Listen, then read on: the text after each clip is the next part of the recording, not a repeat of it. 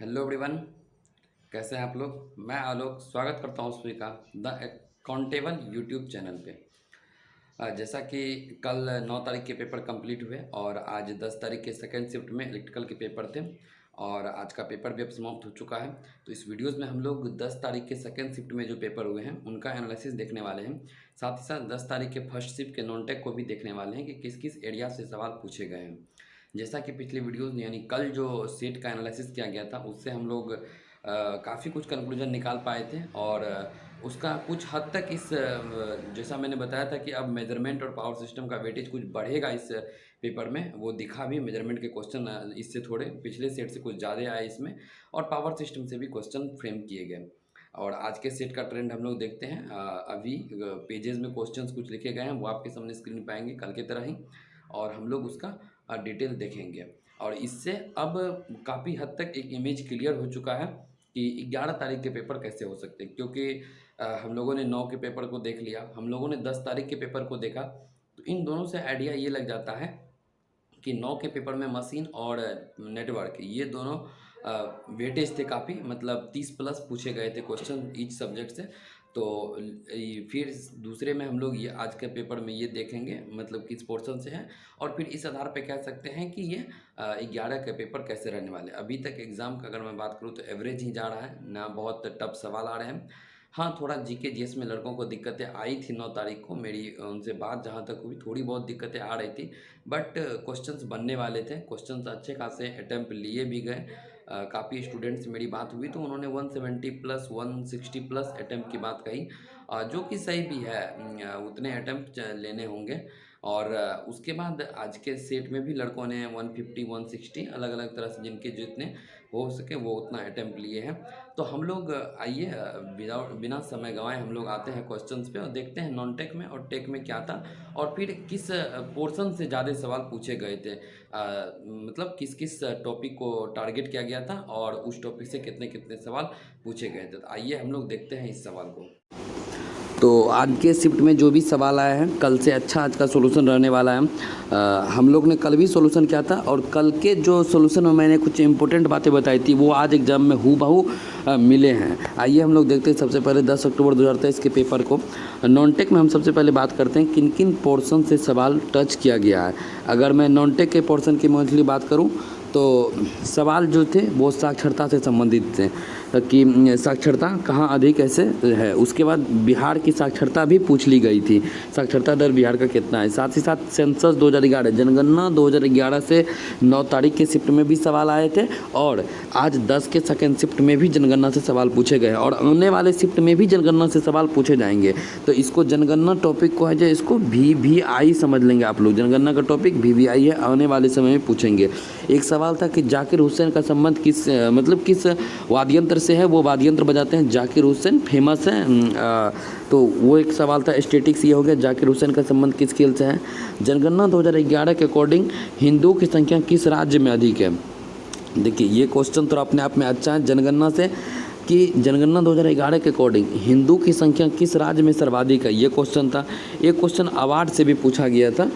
उन बच्चे को अवार्ड के क्वेश्चन एग्जैक्ट याद नहीं थे, लेकिन मैं टॉपिक आप लोग को बताऊं। आप देख रहे हैं 2011 की जनगणना बहुत फेमस चल रहा है।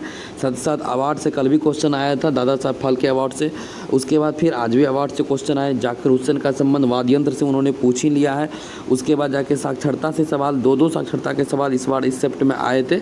और ननटेक की अगर हम सवाल की बात करें और ननटेक में सवाल था डांस से संबंधित सवाल था, यानी कि डांस भी उन्होंने एक सवाल डांस से पूछा था।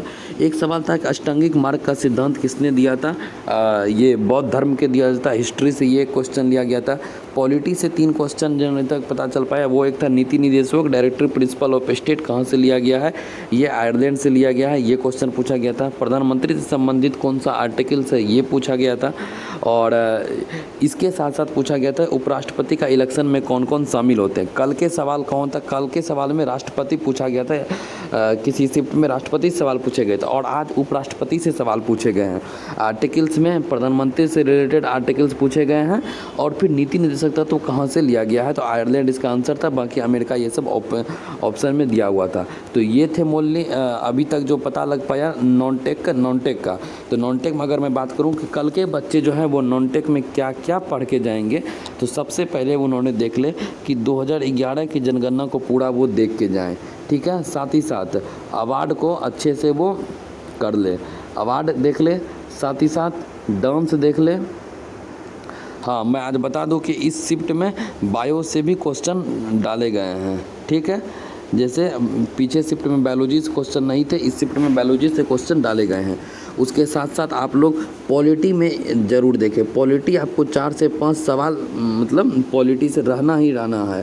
उपराष्ट्रपति था, राष्ट्रपति से पूछ लिया गया है, फिर आने वाले जो भी इम्पोर्टेंट आर्टिकल्स हैं उनसे पूछे जाएंगे। साथ ही साथ इसमें देखिए ज्योग्राफी से मैं बात करूं तो ज्योग्राफी के वेटेज भी 4 से 5 इस एग्ज़ाम में भी 4 से 5 रहा।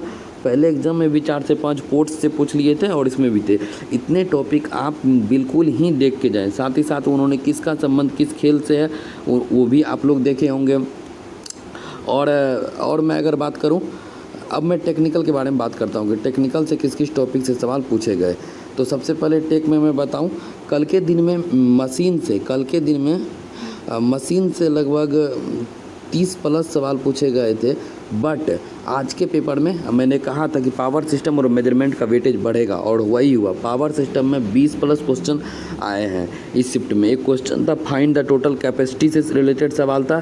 सैग से सवाल था कि सैग किसके डायरेक्टली प्रोपोर्शनल होते हैं, इन्वर्सली प्रोपोर्शनल होते हैं, यानी कि स्टेटमेंट बेस्ड क्वेश्चन थे, ज़्यादा न्यूमेरिकल्स नहीं थे, थ्योरेटिकल पोर्शन ज़्यादा थे। तो पावर सिस्टम का अपना वेटेज बढ़ा है 20+। कल के एग्जाम में भी पावर सिस्टम इतने के अप्रोक्स आ ही सकते हैं, ठीक है। टोटल कैपेसिटी और सैग से रिलेशन में सवाल था। आई रूल से 2 सवाल थे। इंडियन स्टैंडर्ड इलेक्ट्रिसिटी स्टैंडर्ड, इनसे सवाल थे, 2 क्वेश्चन इनसे मानते हैं। इल्यूमिनेशन से कोसाइन लॉ पे एक न्यूमेरिकल्स आया था। इल्यूमिनेशन में कोसाइन लॉ पे एक न्यूमेरिकल आया था। उसके बाद एक लैंप था, कुछ बच्चों ने बताया कि एक लैंप था, लैंप का ये उन्होंने वोल्टेज दे दिया था, पावर दे दिया था, रेटिंग उनका पूछा था लैंप का। लैंप से संबंधित एक सवाल था, ये हो गया। बाकी एक कोसाइन लॉ पे न्यूमेरिकल था, इन्हें सारा डाटा दे दिया था और बोला था कोसाइन लॉ का यूज करके ये बताने के लिए। नेटवर्क में बात करूँ तो नेटवर्क में आज भी वेटेज रहा, नेटवर्क से अच्छे खासे सवाल आए। न्यूमेरिकल्स उतने नहीं थे, 10 के आसपास थे। थेवेनिन से वोल्टेज निकालने के लिए, VTH निकालने के लिए था और साथ ही साथ RTH निकालने से भी सवाल था थेवेनिन से। साथ ही साथ नॉर्टन में 2 पॉइंट के बीच A और B के बीच में नॉर्टन रेसिस्टेंस और करंट निकालने के लिए भी उन्होंने पूछा था। तो थ्योरम कल के एग्जाम में देखिए, जब 9 तारीख के पेपर हुए तो उसमें कौन सा थ्योरम आया था, उसमें आया था रेसिप्रोसिटी थ्योरम। 9 तारीख को आया रेसिप्रोसिटी थ्योरम। लेकिन 10 तारीख को कौन कौन सा आया है थ्योरम, थेवेनिन आया है और नॉर्टन से सवाल आया है, थेवेनिन और नॉर्टन। यानी कि आने वाले पेपर में जो है वो MPT से सवाल आ सकते हैं, मैक्सिमम पावर ट्रांसफ़र थ्योरम से सवाल आ सकते हैं और सुपरपोजिशन थ्योरम से सवाल आ सकते हैं। ये दोनों काफ़ी इंपॉर्टेंट है, MPT और सुपरपोजिशन थ्योरम से सवाल आ सकते हैं। साथ ही साथ करंट डिवीजन से कल भी सवाल थे, करंट डिवीजन से आज भी सवाल थे। ओवरऑल नेटवर्क में बात करें तो क्वेश्चन की संख्या 15+ थी और न्यूमेरिकल लगभग 7 से 8 थे नेटवर्क में बनाने के लिए। मशीन की बात करूँ, मशीन के लिए हम लोग आगे भी बात करेंगे, बट अभी हम लोग मेजरमेंट को देख लें। मेजरमेंट कल मात्र 3 से 4 सवाल मेजरमेंट में पूछा गया था, बट आज मेजरमेंट का वेटेज बढ़ा। मेजरमेंट में रेंज एक्सटेंशन से न्यूमेरिकल पूछा गया था, जो कि आप लोग पढ़ते भी होंगे। रेंज एक्सटेंशन से न्यूमेरिकल आमीटर से संबंधित था। CRO से एक सवाल दिया गया था, पोटेंशियोमीटर से था और PMMC में दिया गया था। मतलब PMMC में इनमें से कौन सा कंपेरिजन करने के लिए दिया गया था। तो एक अच्छा खासा सवाल यहाँ से मेजरमेंट से आया। मैं मेजरमेंट में आप लोग को बताऊँ कि एनर्जी कल के लिए, कल जो बच्चे पेपर में जाएंगे वो एनर्जी मीटर को देख के जाएं। एनर्जी मीटर से सवाल नहीं बने हैं, यानी कि एनर्जी मीटर देखें, लिसाजू पैटर्न देख के जाएं, MI टाइप इंस्ट्रूमेंट देख के जाएं, प्लस 2 वाट मीटर मेथड। इतना टॉपिक काफ़ी इंपॉर्टेंट हो जाता है देख के जाने के लिए। अगर मैं बेसिक इलेक्ट्रॉनिक्स की बात करूं तो बेसिक इलेक्ट्रॉनिक्स में गेन फाइंड करने के लिए एम्पलीफायर से जो गेन फाइंड करने आता है वो पूछे थे। साथ ही साथ अल्फ़ा बीटा एंड गामा से संबंधित जो गेन होते हैं उन्होंने पूछा था। वो गेन निकालने के लिए अल्फ़ा बीटा एंड गामा जो होते हैं, कॉमन बेस, कॉमन कलेक्टर और कॉमन इमीटर। कॉमन इमीटर को आप लोग ज़्यादा फोकस करेंगे, इनसे सवाल आ सकते हैं। फिर कॉमन कलेक्टर और कॉमन बेस, इनके सभी गेन और पैरामीटर, ये कल भी आप लोग रात में अच्छे से देख लेंगे, कल इससे सवाल आने के चांसेस है। साथ ही साथ आगे हम बात करें तो क्वालिटी फैक्टर निकालने से 2 क्वेश्चन थे, ये बात आप लोग ध्यान दें कि करे सीरीज आरएलसी सर्किट और एक होता है सीरीज आरएलसी सर्किट, एक है पैरेलल आरएलसी सर्किट। ये दोनों आप लोग देख के जाएं। आज सीरीज क्वालिटी फैक्टर से 2 से 3 सवाल थे, मे भी हो सकता है कल बैंडविड्थ से सवाल आ जाए, कोई बड़ी बात नहीं, बैंडविड्थ से सवाल आ जाए या रेजोनेंट फ्रीक्वेंसी निकालने से सवाल आ जाए। और फिर डायोड से भी सवाल था, डायोड से भी कोई सवाल डाले गए थे। सिंक्रोनस से 3 से 4 सवाल थे, सिंक्रोनस मशीन से 3 से 4 सवाल थे, बनने वाले थे। न्यूमेरिकल्स नहीं, थ्योरेटिकल सवाल थे रोटर से। इंडक्शन मशीन से 4 से 5 सवाल थे और इंडक्शन मशीन में 3 फेज से रिलेटेड सवाल था कि फेज डिस्प्लेसमेंट का आसपास 120 डिग्री शायद उस सवाल का आंसर है। तो ओवरऑल आप देख पा रहे हैं सिंक्रोनस से 3 से 4 सवाल, इंडक्शन से 4 से 5 सवाल और स्पेशल मशीन से भी 5 सवाल के समथिंग वहाँ से पूछा गया था, application plus statement based question. और ट्रांसफार्मर से उन्होंने क्या क्या पूछा था, तो open circuit test, short circuit test, इन दोनों से वो थ्योरेटिकल क्वेश्चन पूछे थे, ओपन सर्किट टेस्ट और शॉर्ट सर्किट टेस्ट। साथ ही साथ ऑटो ट्रांसफार्मर से सवाल था। ये बच्चे ध्यान देंगे कि ऑटो ट्रांसफार्मर से सवाल पूछा गया है और ऑटो ट्रांसफार्मर से आने वाले दिन में सवाल पूछे जा सकते हैं। तो ये था कुछ जितने स्टूडेंट ने बता पाया। नॉर्मली मैं बताऊँ तो स्टेटमेंट बेस्ड क्वेश्चन है, इसमें थ्योरेटिकल पोर्शन ज़्यादा रहा है। आइए हम लोग कुछ एनालिसिस में देखें अब कि पेपर ओवरऑल कैसा रहा। तो थ्योरी और न्यूमेरिकल, थ्योरी की अगर मैं बात करूं तो 60 to 70% थ्योरी रहे हैं और 30 to 40% इसमें न्यूमेरिकल्स रहे हैं। तो यानी ओवरऑल कह सकते हैं अच्छा पेपर था, समय थोड़ा कम लगने वाला पेपर था, थ्योरी और न्यूमेरिकल रहे। साथ ही साथ अब मशीन में आने वाले दिनों, सबसे पहले मैं नेटवर्क में बात करूँ, बच्चे क्या क्या पढ़ के जाएंगे। नेटवर्क में आपके लिए अभी बहुत ज़रूरी है पढ़ के जाना सुपरपोजिशन प्लस एमपीटी आपको देख के जाना है, थ्योरम देख के जाना है, सीरीज आरएलसी सर्किट देख के जाना है, सीरीज और पैरेलल देख के जाना है। ठीक है, सीरीज और पैरेलल आरएलसी सर्किट देख के जाना है। साथ ही साथ अभी तक मैग्नेट से सवाल नहीं पूछे, इसीलिए हो सकता है मैग्नेट से सवाल पूछ लें। आप लोग मैग्नेट पढ़ के जाएंगे, ये नॉर्मली जो है टॉपिक आप देख के जाएंगे। साथ ही साथ अगर मैं बात करूँ मेजरमेंट में अगर मैं बात करूँ तो एनर्जी मीटर देख लेंगे, प्लस एमआई से सवाल नहीं आया है, एमआई देख लेंगे, प्लस लिसाजू पैटर्न से सवाल देख लेंगे। साथ ही साथ 2 वाट मीटर मेथड से सवाल नहीं आया है तो 2 वाट मीटर मेथड के सवाल देख लेंगे, वहाँ से पावर फैक्टर का जो वेरिएशन होता है वो देख लेंगे। साथ ही साथ रेंज एक्सटेंशन भी आप लोग देख के रखेंगे। आज एक सवाल रेंज एक्सटेंशन से आया है, बट आने वाले सेट में भी आ सकते हैं रेंज एक्सटेंशन के सवाल। तो रेंज एक्सटेंशन और ये हुआ। फिर नेक्स्ट हम लोग बात करें कि पावर सिस्टम में आप जनरेशन को देख लेंगे। जनरेशन से लगभग 3 to 4 सवाल आना ही है और वो जो demand factor, quality factor, load factor, इन सब चीज़ से भी सवाल डिजाइन हो रहे हैं। लोड फैक्टर हो गया, डाइवर्सिटी फैक्टर हो गया, और फिर बहुत सारे फैक्टर्स हैं, ये सब ध्यान में रखेंगे। अगर मैं इलेक्ट्रॉनिक्स की बात करूं, इलेक्ट्रॉनिक्स में मैं बोलूँगा कि रेक्टिफायर से सवाल आएंगे। ठीक, रेक्टिफायर से सवाल आज के शिफ्ट में नहीं थे तो रेक्टिफायर से ज़रूर सवाल आएंगे। एम्पलीफायर के गेन से सवाल आया है तो एम्पलीफायर के गेन से सवाल आ जाएंगे। अल्फ़ा बीटा गामा थोड़ा आप लोग देख लेंगे, इनसे सवाल बन सकता है। अल्फ़ा बीटा गामा से सवाल डिज़ाइन किया जा सकता है।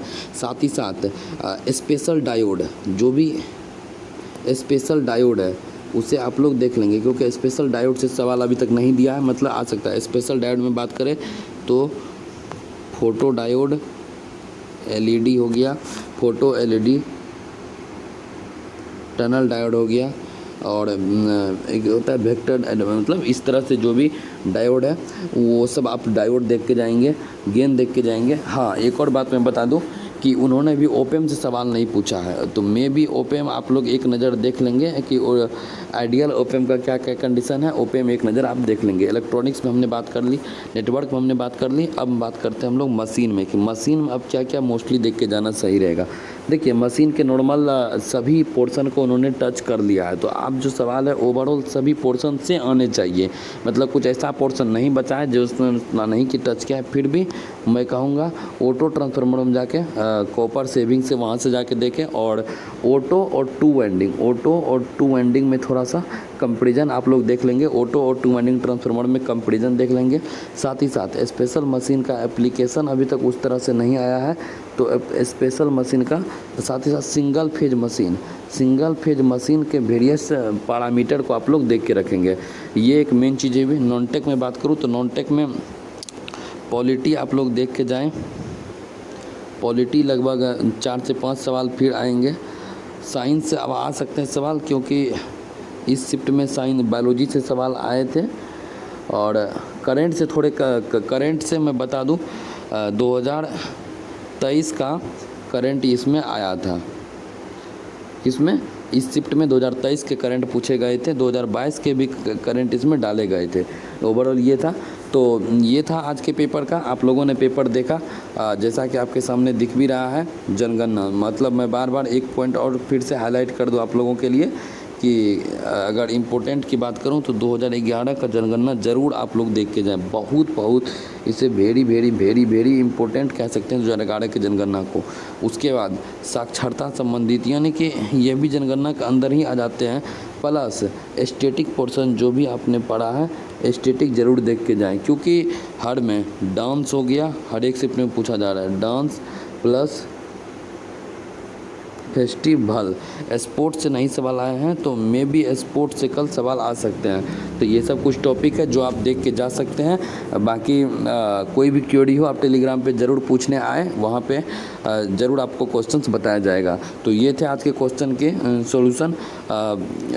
मॉडर्न हिस्ट्री से नहीं सवाल थे, ये एक हिस्ट्री से सवाल था, बौद्ध धर्म से रिलेटेड सवाल था। पॉलिटी से ये सब चीज़ें आप ज़रूर ध्यान रखेंगे। तो ओवरऑल नॉर्मल पेपर आज भी रहा है। पेपर का अगर हम बात करें तो आज का भी पेपर मॉडरेट डिजाइन हुआ है। इवन कहे तो कल का पेपर आज की तुलना में थोड़ा टफ लग रहा है, क्योंकि कल मशीन और नेटवर्क ज़्यादा पूछ लिए गए थे, पावर सिस्टम नहीं। बट आज का पेपर ओवरऑल बैलेंस पेपर है, यानी कि अगर इसको रेटिंग की बात करें तो 4 आउट ऑफ 5 दिया जा सकता है। पेपर ओवरऑल अच्छे पेपर डिज़ाइन किए गए थे, ना ही बहुत ऑकवर्ड क्वेश्चन दिए गए थे ना ही। अब हम लोग बात करते हैं रीजनिंग की। रीजनिंग इसमें भी आसान आ रहे हैं लड़के 45 के आसपास, 45 और 45 प्लस या 43 प्लस सही करेक्ट अटैम्प्ट ले रहे हैं। तो ये था ओवरऑल। अब आप इस एनालिसिस को देख के जो भी कमी आप में रह गई है, आपके पास आज रात भर और कल दिन में 12 बजे तक आपके पास टाइम है, आप उसे ज़रूर सुधार करें। बाकी कोई भी क्वेरी हो आप टेलीग्राम पे अपना डाउट डालें, क्विक सॉल्यूशन आपको दिया जाएगा। धन्यवाद।